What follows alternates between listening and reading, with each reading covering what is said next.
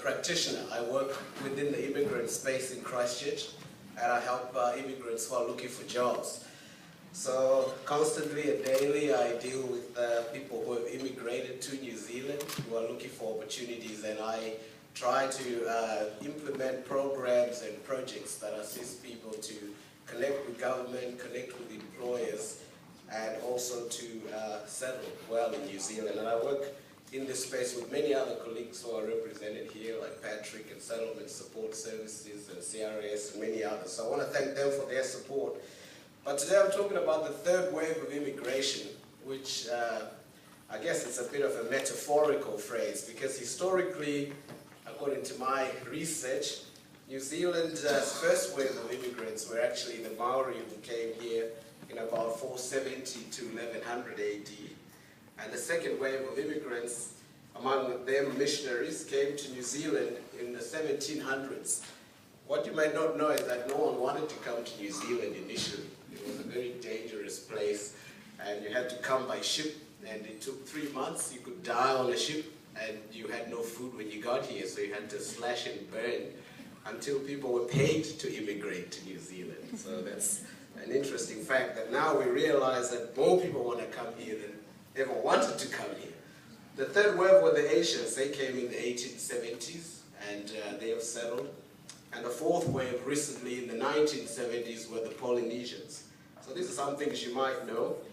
But during this time, the country started to have a bigger mix of immigrants, and this came about because of the new point system that was introduced to try and bring in skilled immigrants. And I guess the problems we realize now have been created by a need for the country to have people who can contribute meaningfully in an economic sense to the country.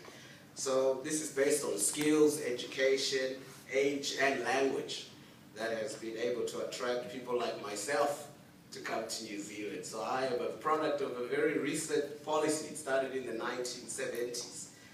So in the post-war era, another dimension happened where refugees were also welcomed to New Zealand, realizing the need to assimilate people. 700 to 800 refugees have come to New Zealand every year under the UN Refugee Convention. New Zealand has always been a very progressive country in terms of its human rights and its desire to help the outsiders. That doesn't mean there are no problems within that, as the Human Rights Commission would know, or as the UNHCR has been advocating that we have more refugees come here, but we won't get into that yet because there's still issues to discuss around those who have already come. The good thing is that all immigrants bring something positive to the country. They've brought in terms of their social and economic fabric, we have people who have set up businesses, people who have brought in their language, who have brought in their dress and their diversity. And this has contributed to the current ethnic diversity that we see in New Zealand. Sarah Milson from Statistic New Zealand, and as you've heard from others, say that New Zealand is now a very diverse place according to the 2013 census, and the news is that it's going to become even more diverse. In fact, 40% of the Auckland population is now of ethnic diversity, is of an ethnic background. Christchurch, however, which is the focus of my talk, has statistically and historically always been kind of behind in these statistics. It's growing faster in diversity, but it's still only 28% immigrant at the moment. So it doesn't quite reflect the national ethnic diversity that is experienced. Chamber of Commerce CEO Peter Townsend said that the rebuild might change our demographics, but in terms of the goodness of this, it will be something welcome. But he did acknowledge that it has always been seen a little bit as a bit of a bicultural city. So from last year's census, we know that more immigrants have been coming here and more people born overseas have been coming here, but still less than the national average. So Professor Paul Spoonley made a comment that, and he works at Massey University, he's a very famous commentator on immigration issues. He said that Christchurch is going to need to rebuild, not only in a social sense, but in a physical sense as well. We're going to need champions for the rebuild, people who are going to be champions for worker recruitment, and we need people who are going to be champions for a welcoming city. So I think metaphorically, the third wave of immigration, which really represents a fifth wave, has come about because of a catastrophe that is forcing us to face the reality of changing our social mix even more so as we need skilled workers. The most new arrivals through our city have come from the Philippines, who are the Filipino workers, and Britain and China, and also we've seen people from Ireland. These are the top 5 receiving countries that have brought people here. We project that we will need about 40,000 workers for the rebuild of Christchurch. But as of March 2013, I think we only had about under 2,000 visas that have been given specifically for rebuild workers. And Filipinos have made up about 1,042 of those people who have come. So they only represent a small proportion of the projected number of people that are going to be needed to be welcomed here in the next number of years in order for us to speed up the rebuild. Immigration, in terms of its policy, has put in some visas to try and assist workers to come into our city.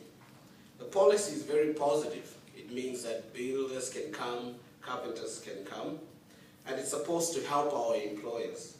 However, my concern is that we might be falling short because it's not so much the number of immigrants that we are needing, but my concern is our preparedness to accommodate and integrate them without exploitation, which is the biggest risk that we're facing in the rebuild.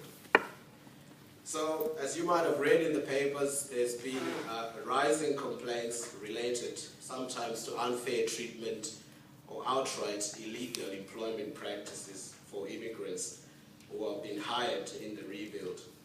The Labour Inspectorate has increased the number of staff who are involved in trying to stem the problem, and they themselves are going to speak about what they've been doing in order to create a more fair employment situation for immigrants.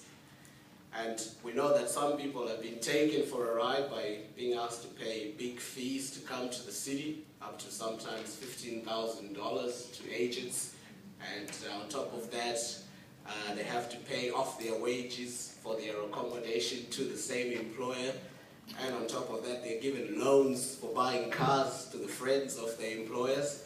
So these situations are happening, and it makes me wonder what is actually left for the aspirations of those immigrants in terms of sending money home and creating a new start here. Election times are always very interesting because the local press, you will hear of very extreme opinions on how we need to manage immigrants. I'm pleased to say the Prime Minister has always maintained a relatively level head on the matter. But you see, some people believe that immigrants are part of the problem. Whether we are talking about housing shortages, the wage pressure on nurses, foreign ownership of farms and houses, or about the shortage of jobs in some sectors. Immigrants are either the problem or they are seen to be benefiting our country. So what exactly are we supposed to really believe is the truth about immigrants? The truth about the matter is that, as the academics have spoken, immigrants bring positive things to the country, but their settlement outcomes are often poorer than they themselves imagine. And this is because, squarely, the research has shown, because of the bias that exists that stops immigrants from having opportunities that are equal to locals. My own personal research showed me that an immigrant will take an average of 5 to 7 years to build enough networks to set up their own business.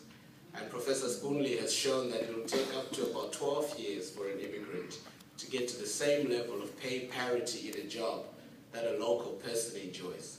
And all through that time, they will work their way right from the bottom, from being cleaners to the time until they retrain, to the time until they are given an equal parity job in terms of payment.